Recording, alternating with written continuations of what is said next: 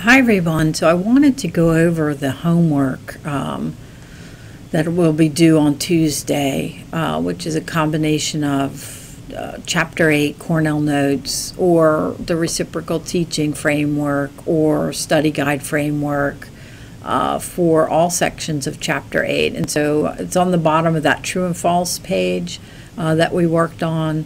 So you're going to be doing Chapter 8. And you can choose any one of those three styles that you want to process the information for chapter 8. And then I want you to start to incorporate some of the critical thinking work that we did today. And I'm going to record that lecture again. I know we went over a lot of things in terms of the introduction to critical thinking and starting the section on point of view. So I'm going to record just kind of abbreviated lecture. If you want to go back and review that, you can, and I'll send the links out for that. But I wanted to make sure we went over this, what I want you to do to apply what we did from critical thinking today and point of view into the Chapter 8 work. So there's a section 8.6, which I'll show in a minute, which starts with the heading, Our Perception of Risks Isn't Always Rational. And I'll show you that. So here's the page from 8.6. In your book, it's page 200, and it's the section that starts here. And this is a really nice kind of application from the point of view and intro to critical thinking that we've talked about. And I want you to make connections between the important points in the lecture and also what you're seeing here. So I'll do the first part as an example so you know what it is I'm looking for. And so you're going to use that section and you're going to summarize the main points of each bulleted point and make connections to what we talked about in class. Your goal should be to shoot for just one solid paragraph with details and supporting information. So I don't want you to write pages and pages on this, even though you could.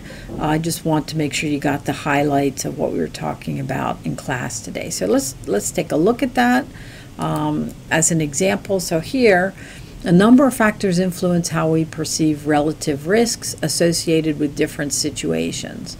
And this is in Chapter 8. And so it says, in this first bullet point, people with social, political, or economic interests, including environmentalists, tend to downplay certain risks and emphasize others that suit their own agendas. We do this individually as well, building up the dangers of things that don't benefit us while diminishing or ignoring the negative aspects of activities we enjoy or profit from. So what it's saying is, environmentalists may be saying, that if you do this one thing in the environment, that's just huge risks to people, and then companies who could stand to profit from some of those things could be on the other side. So people have their own interests that they are trying to protect. So where does this come into play in terms of critical thinking? If we go back into the lecture, we talked a little bit about on this slide, and I'm going to move these out of the way. What are the things that we have to be aware of as critical thinkers when we're trying to be open-minded, the things that can bias us. And number 5 says, we believe things are true. We tend to, as people, when it's in our own self-interest to believe that.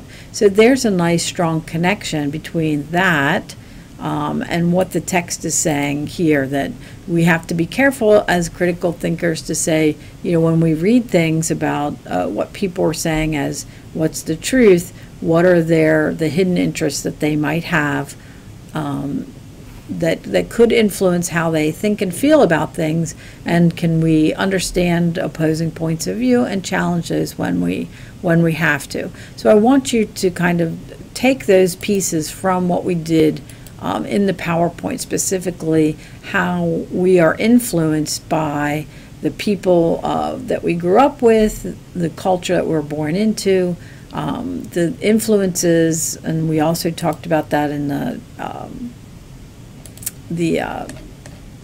the wheel, right? So these are some of those influences, our age group,